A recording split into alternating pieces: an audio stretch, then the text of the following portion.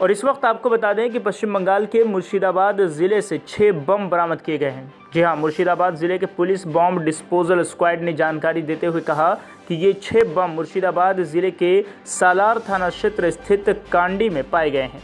इस मामले में आरोपी अनारुल शेख को गिरफ्तार कर लिया गया है। बता दें कि पिछले हफ्ते मुर्शिदाबाद के बेलडांगा में कथित रूप से बम बनाते समय विस्फोट हो गया था, जिसमें एक व्यक्ति की जान चली गई थी, जबकि इस विस्फोट में 5 लोग घायल भी हो गए थे।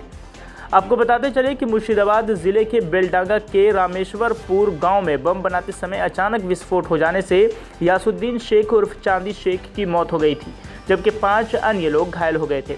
विस्फोट में मारे गए युवक का दाहिना हाथ उड़ गया था और उसके सिर का हिस्सा भी बाहर निकल गया था। दरअसल रात को गांव स्थित बगीचे के एक पंप हाउस में अचानक विस्फोट की आवाज़ से पूरा गांव हिल उठा। चारों तरफ काले धुएं का गुब्बार फैल गया।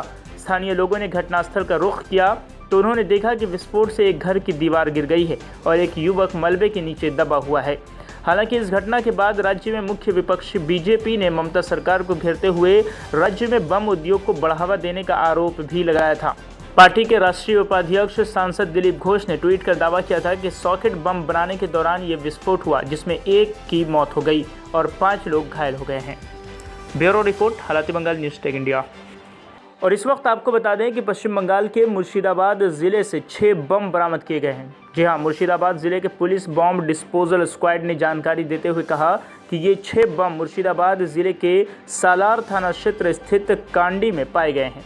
इस मामले में आरोपी अनारुल शेख को गिरफ्तार कर लिया गया है। बता दें कि पिछले हफ्ते मुर्शिदाबाद के बेलडांगा में कथित रूप से बम बनाते समय विस्फोट हो गया था, जिसमें एक व्यक्ति की जान चली गई थी, जबकि इस विस्फोट में 5 लोग घायल भी हो गए थे। आपको बताते चले कि मुर्शिदाबाद ज़िले के बेलडांगा के रामेश्वरपुर गांव में बम बनाते समय अचानक विस्फोट हो जाने से यासुद्दीन शेख उर्फ चांदी शेख की मौत हो गई थी, जबकि 5 अन्य लोग घायल हो गए थे। विस्फोट में मारे गए युवक का दाहिना हाथ उड़ गया था और उसके सिर का हिस्सा भी बाहर निकल गया था। दरअसल रात को गाँव स्थित बगीचे के एक पंप हाउस में अचानक विस्फोट की आवाज़ से पूरा गाँव हिल उठा। चारों तरफ काले धुएं का गुब्बार फैल गया। स्थानीय लोगों ने घटनास्थल का रुख किया तो उन्होंने देखा कि विस्फोट से एक घर की दीवार गिर गई है और एक युवक मलबे के नीचे दबा हुआ है। हालांकि इस घटना के बाद राज्य में मुख्य विपक्ष बीजेपी ने ममता सरकार को घेरते हुए राज्य में बम उद्योग को बढ़ावा देने का आरोप भी लगाया था।